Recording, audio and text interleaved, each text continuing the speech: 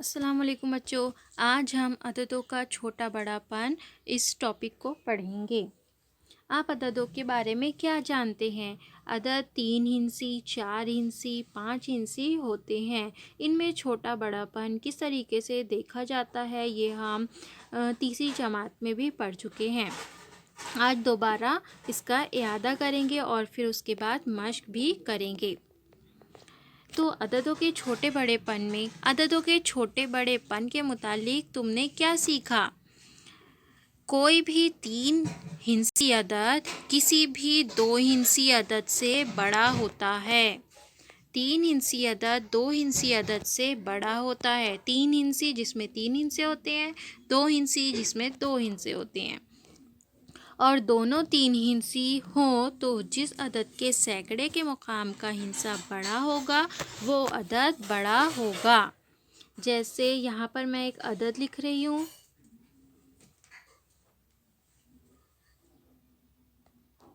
ये 3 हिंसी एक अदद है और एक अदद ये है।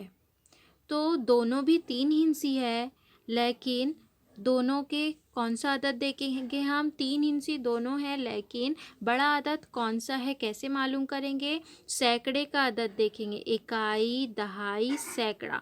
सैकड़े में कौन कौन से अदद है? यहाँ पर 2 है और यहाँ पर 3 है। तो कौन सा अदद बड़ा होता है? 3 बड़ा है, इसलिए कौन सा अदद बड़ा है? ये वाला। तो अददों का छोटा बड़ापन देखने के लिए सबसे पहले देखेंगे कि वो कौन सा हिंसी है, 2 हिंसी है या 3 हिंसी है।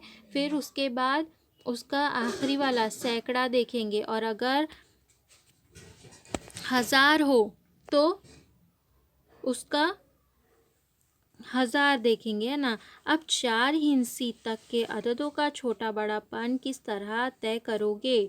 अब हमने 3 हिंसी अदद को देख लिए। अब अगर अदद 4 हिंसी हो तो कोई भी 3 हिंसी अदद किसी भी 4 हिंसी अदद से छोटा होता है।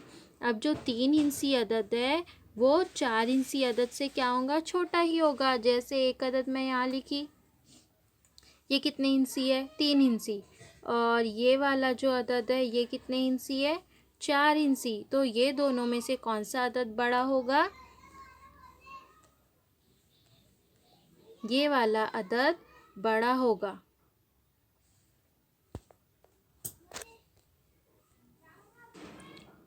तो उसमें नीचे वाला अदद 4 हिंसी अदद बड़ा होगा। दोनों अदद 4 हिंसी हो तो जिसके 1000 के मुकाम का हिस्सा बड़ा होगा वो अदद बड़ा होगा। और अगर दोनों मसावी हो तो उसमें 1000 का यानी आखिरी वाला 1000 का हिस्सा देखकर हम समझ जाएंगे कि ये अदद बड़ा है। मुकाम लेकर हिस्से देखकर तय करेंगे। वो भी मसावी हो तो दहाई के मुकाम के हिस्सों की बिना पर छोटा बड़ापन तय करेंगे। जैसे यहाँ पर आपको एक अदद दिखाई दे रहा है, ये अदद लिखा हुआ है। अब ये दोनों अदद कितने कितने कौन कौन से हिस्से इसमें? मुकाम कौन कौन से है? दोनों भी 1000 के मुकाम तक है ना। इकाई, दहाई, सैकड़ा, 1000। इकाई, दहाई, सैकड़ा, 1000। अब दोनों भी 4 हिंसी अदद है, तो इसमें बड़ा छोटापन किस तरीके से देखेंगे? सबसे पहले पहला अदद देखेंगे। पहला अदद में दोनों में 4 है, 1000 के मुकाम से देखेंगे। पहले अदद में दोनों में 4 है 1000 के मुकाम पर। अब इससे हमको पता नहीं चल रहा है, यहाँ पर दोनों सेम सेम है, तो इसके आगे वाला यानी सैकड़े का मुकाम देखेंगे कि सैकड़े के मुकाम पर कौन सा अदद है। यहाँ पर 5 है और यहाँ पर 3 है, दिख रहा है सबको? तो 5 बड़ा होता है ना, और 3 छोटा होता है, इसलिए कौन सा अदद बड़ा होगा? ये वाला अदद बड़ा होगा। ये वाला अदद बड़ा होगा। इसी तरीके से हम दूसरे हिस्से भी देखेंगे और उसको हम मालूम करेंगे कि कौन सा हिस्सा बड़ा है और कौन सा छोटा। उसमें यहाँ पर जो निशान लगा हुआ है इस तरीके का, ये वाले निशान को भी हम इस्तेमाल करना बाद में सीखेंगे। इसको भी हम तीसरी जमात में पढ़ चुके हैं। ये किस तरफ खुला होता है ये निशान? बड़े अदद की तरफ खुला होता है। तो हमने मालूम किए कि ये वाला अदद क्या है? बड़ा है, इसलिए ये निशान इस तरीके से बना हुआ है। बड़े अदद की तरफ इसका मुंह खुला होता है। अब हम मश्क देखेंगे। मश्क में पहला सवाल है। पहला सवाल, यहाँ पर 2 अदद दिए हुए हैं एक तरफ, और एक तरफ में छोटा अदद, और यहाँ लिखना है बड़ा अदद।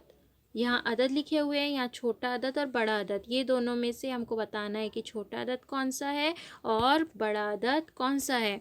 तो पहला अदद लिखा हुआ है क्या? इकाई, दहाई, सैकड़ा, हज़ार, 2000, 100, 20 और 3 23, 2123। और दूसरा अदद 1960 और 8 68।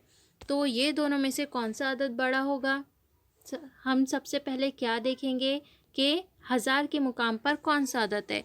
ये वाले इसमें 1 है हज़ार के मुकाम पर, ये वाले इसमें 2 है, यानी कि कौन सा अदद बड़ा होगा?